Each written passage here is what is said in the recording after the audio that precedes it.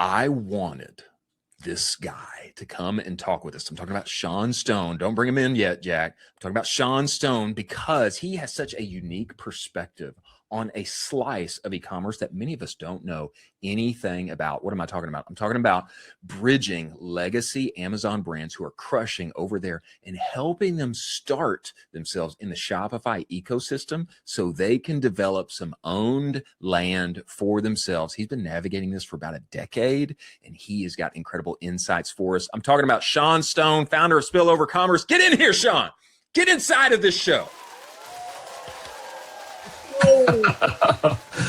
Hello. Yeah. Boy, this conversation's been a long time coming, man. And I know you're on the Pacific Coast right now, aren't you? Yeah. Greetings from the Pacific Coast. How you doing?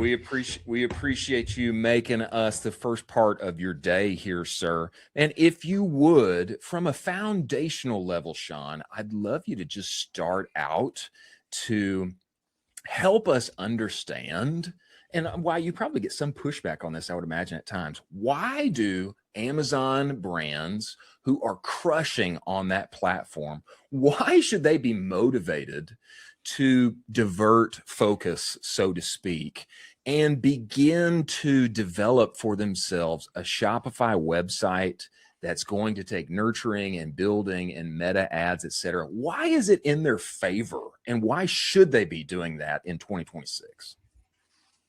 I mean, I don't think that a lot of brands that I talk to in the Amazon space have a hard time figuring out reasons why they shouldn't, or why they should be diversifying off of Amazon. But there's something that we like to call the big five, which is Amazon is continually getting harder to profit on. The ad costs just keep going up. Fees keep increasing. You do have a single channel trap where if Amazon were to shut down your account, your dollars are gone, not just your profits, your dollars are gone. Oof. And it keeps getting more and more complex on how to rank on Amazon. So it's when you talk to the average Amazon first brand, they're not really having hard time finding reasons to not be on Amazon or to diversify off of only Amazon. That's something that's been going on. The straw that broke the camel's back for me was Q1 of 2025. Amazon's report, like they had a report that came out, or like their stock earnings, that kind of thing. Amazon's ad business in Q1 of 2025 was growing 3x, 3 times as fast. As the retail business. So they're just continuing to capture more value from sellers and putting less dollars in the pockets of small business owners all across America and the world. So that's why Spillover Commerce was born. Well, it sounds like to me the mood over there is maybe a little bit of the mood in other places. Hey, my costs are going up and I got to find a way to diversify here and add some other income to my P&L so that we can stay afloat. I mean, it sounds like the case.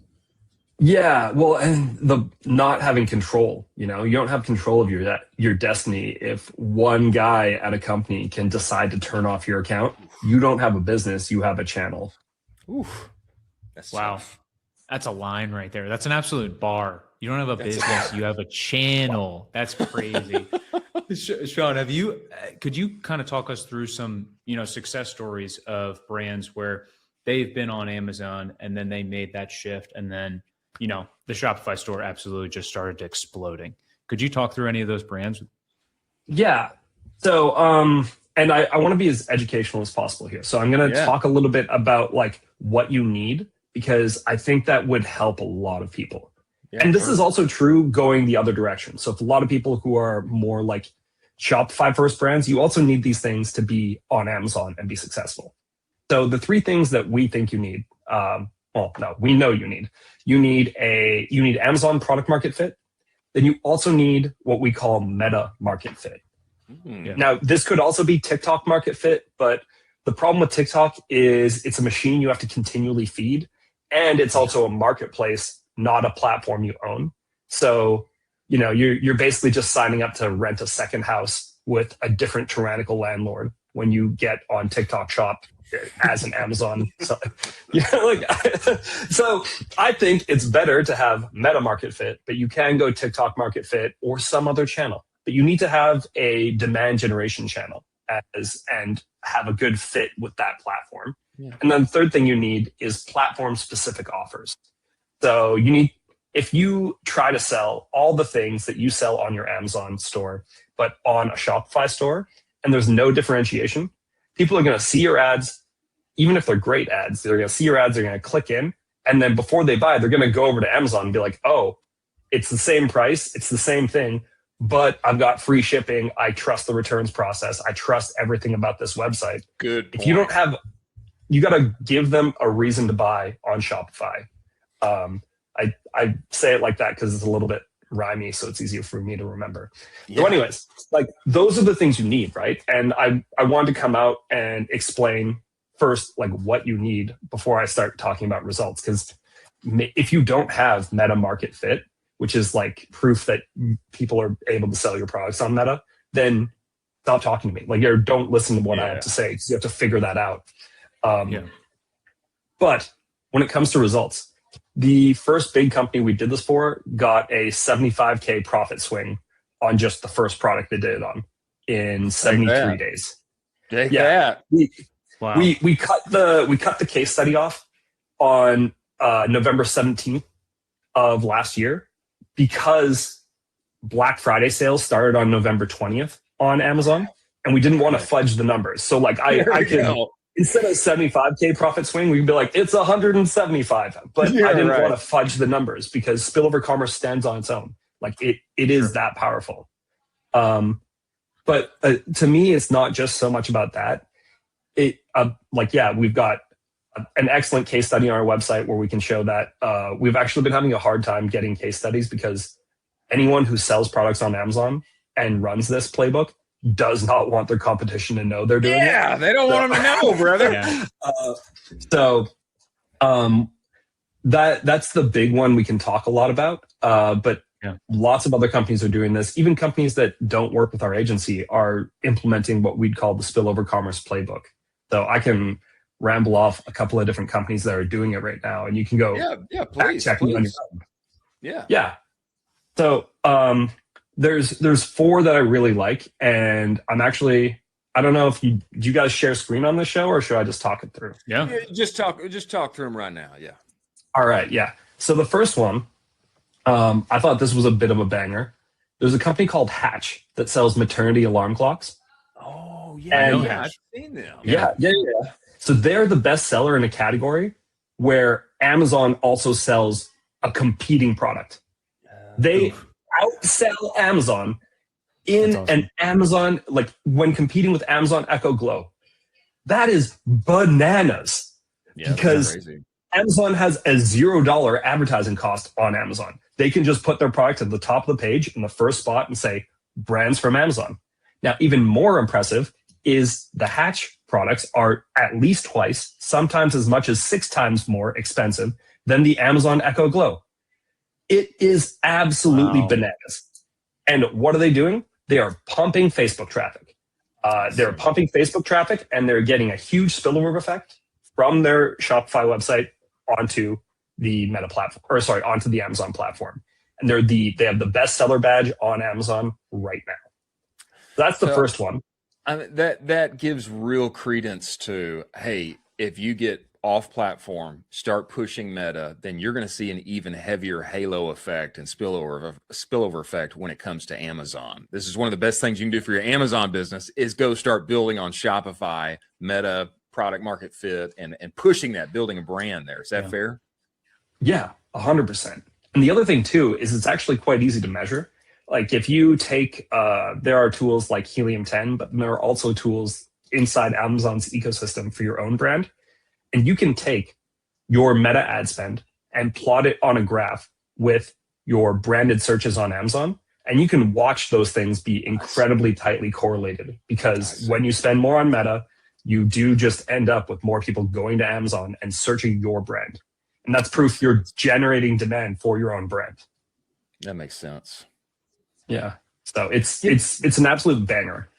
Give me some perspective for brands coming Amazon side, and they want to build up that Shopify brand forward owned experience, and also Shopify brands doing the same. But what are the characteristics of a typical Amazon first brand? What do they do great at that they need help on? Getting into Shopify, and then the same. What do Shopify brands typically do well or don't do that they need help on when they're trying to make that transition over to Amazon? So I hope this doesn't come off as a cop-out answer, but they both have the same problem, just the different version. They both make the same mistake. They don't make platform-specific offers. So there are a lot of companies that are, and actually I worked with a makeup brand that did this, and they're a Shopify first brand, and they're spending $15K a day on meta ads, and they could barely cross, I don't know, 10 sales a day on Amazon a lot of the time. Wow. And I told them time and time and time again, they had one big problem, which is that they were selling too high of a price point of an item on their Amazon store. They didn't have a conversion rate focused offer on Amazon. So you need a platform specific offer. And what that means is a form factor of your product that people want to buy on Amazon. Because a lot of the time they're going to buy the smallest, cheapest variation of whatever it is you sell. So maybe if you sell protein powder, you got to sell, instead of 30 scoops, you got to sell a 10 scoop bag to start. Get them on and get them kind of understanding how your brand works. And that's kind of the approach that we've seen. And then the other way around, what Amazon sellers do wrong, and I would say 4 to 5 of the times that I talk to a new brand owner who's like, I need to get off of Amazon, I need to diversify. The first thing I'm telling them is, okay, but why are you selling the exact same products, not in bundles, not anything else on your website? You're not bundling anything. You're not giving people reasons to buy on Shopify. Yeah. Wow. So that's, I didn't even think about that, where you would have to basically have 2 unique offers for both. Unless you don't, you're going to totally cannibalize one or the other, Exactly. Yes. Yeah. It makes total sense. It makes total sense when you talk about it, but having been in the Shopify world, I would be blindly going through that. And I'd be like, well, we can just duplicate it on Amazon. And then it's like, wait, why isn't it working? Exactly. I would think, Colin, I would think too, though, when I think about Shopify brands, I think about, I think about creative. I think about people very marketing forward. When I think about Amazon, it's a world I haven't played much in, admittedly, but to me, Amazon seems so much heavier on the logistics, on the operational side, et cetera. And that to me also seems like some bridges to navigate there for people who are strong either way, that want to make the transition either way. Is that fair? Is that crazy? That's incredibly accurate. Like, the average Amazon brand is operationally excellent. Like, imagine, like, one of the big things your business can never do is go out of stock. These businesses do millions of units a year and they don't go out of stock. That is so hard to do. Their forecasting game is unbelievable. Like, the way that they manage shipments is crazy. But yeah, that's really their forte.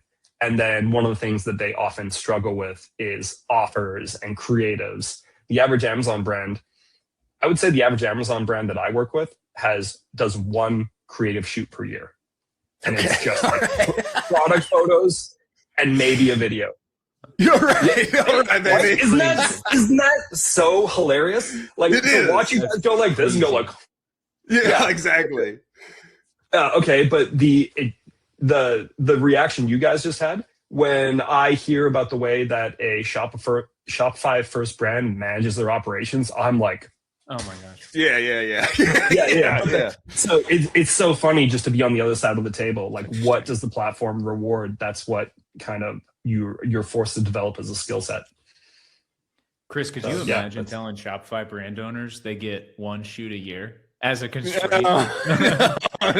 Some of the Shopify brand owners that we know, they'd be like, I do one shoot a week. Like, I don't know what you're talking about. And nor can I imagine telling Shopify first brands like, hey, you need to be so dialed on your operations and your inventory that you do not go out of stock this year. I mean, like one of the main characteristics of a Shopify first brand is like, oh, hey, we sold out. Too bad. Come back in 6 months, and we'll have another round of that.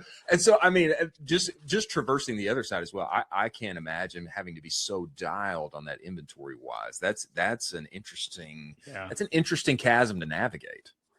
Amazon's organic ranking algorithm aggressively punishes you if you go out of stock. Oof. Like aggressively. Wow. Like a 3 month out of stock can take a bestseller down by 50%. Wow. This, I mean, just thinking about it from who would shift and actually win, I would probably bet on the Amazon first business shifting to Shopify, because you can basically just like force your way through that and be like, you got to make a ton more stuff.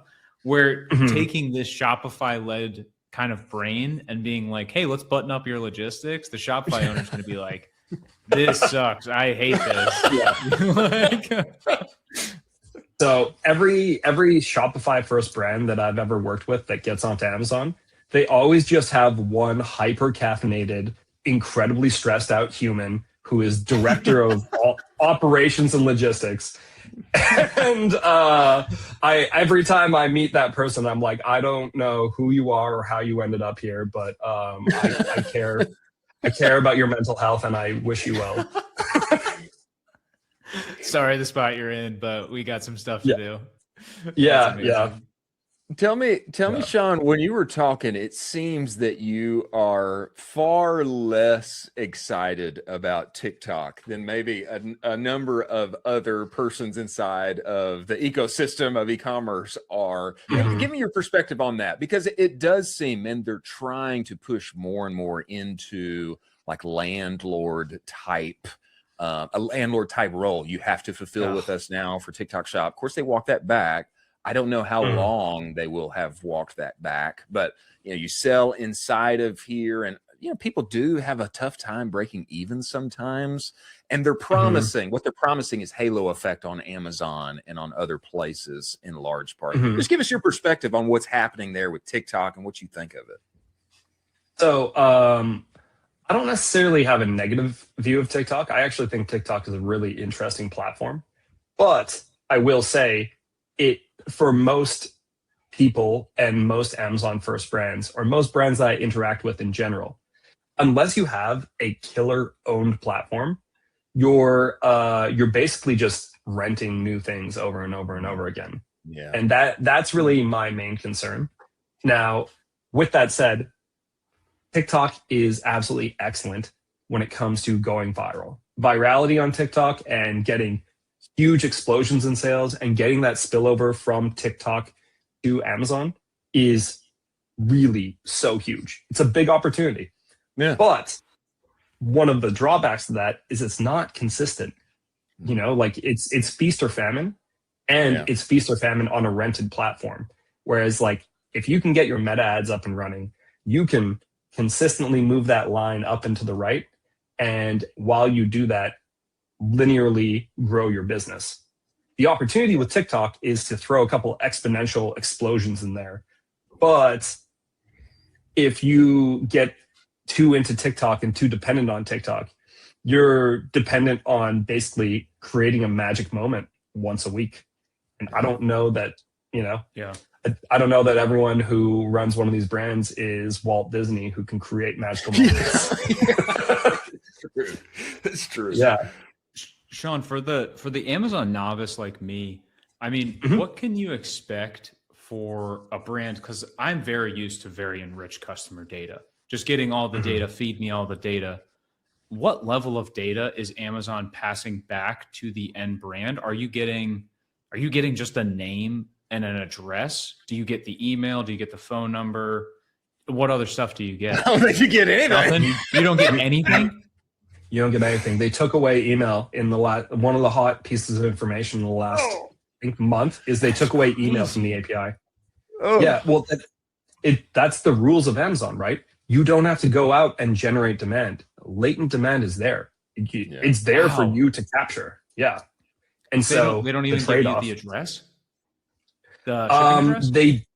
They give you the shipping address, but they don't give you, I think they might give you a first name, they might give you a last name, but they might not even do that anymore. Gosh. No, you know what? They do give you first and last name, excuse me. But yeah, they don't first name, last name, address, but like they're not giving you anything else. No way to contact them. It's against the rules of terms of service to contact them about an Amazon order.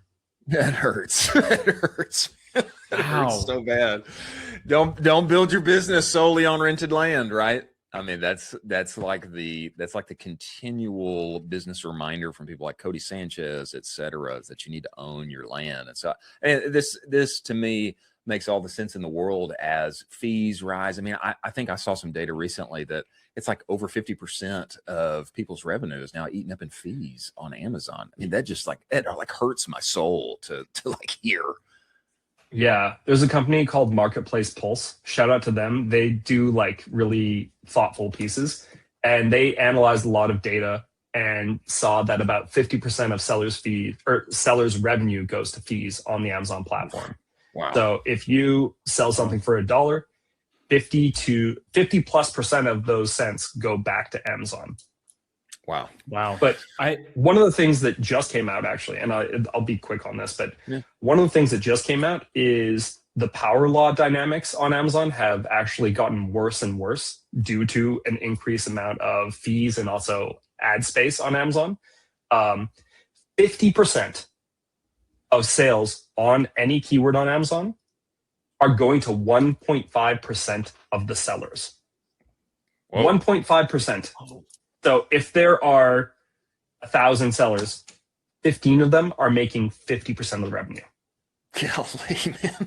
That's crazy. Talk about a top heavy marketplace. Wow. I mean, that's just but once some of my clients are on kind of like the receiving end of that, and let me tell you, it is a wonderful place to be once you get there, because your competition just can't do anything to fight back. So crazy. Yeah, I don't love it for the average mom and pop, but it's just the reality of the marketplace. Yeah, it's the reality of the marketplace. Sean, I've seen some folks on Amazon who are running successful businesses, and they have a higher-ish AOV. And I've talked with them about what they actually ship out to customers, and they kind of slide in there a free gift with purchase, but you got to get the QR code, and then it's kind of their way of, okay, let's move you out of here. Let's move you into the Shopify ecosystem. Are you a fan of like these? Be careful. Smaller-ish giveaway type of deals to get them to shift that customer data over? Or are you like, this is not worth the risk, my friend? So I'm actually giving a talk in San Diego next week. I live in San Diego, by the way. Okay. I'm Canadian. What up, everyone? So I'm giving a talk where we specifically talk about how you can do this. And there's a compliant way and a non-compliant way. Oh, there you go. The non-compliant way is giving away a product. And I'm using an example from my own life. I bought a supplement from Onnit off of Amazon, and they gave me a second supplement absolutely for free just by going to their website and filling out some paperwork. Exactly. That is against terms of service. It's explicitly against terms of service. You're not allowed to do it. Wow. Yeah, and it's a great way to get shut down. I don't think Onnit does it anymore, but I haven't bought anything from Onnit in a long time. It just, at the time, I wanted to try it.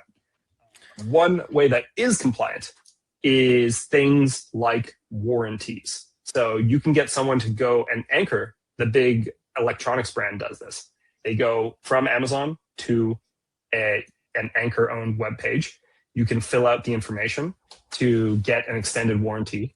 And then Anchor has all of your customer details. Now, what's amazing about that is you basically have an ideal customer or custom audience of people who've bought your product. They bought your product from Amazon, and you can now remarket to them nonstop on the Meta platform and everywhere else. Yeah.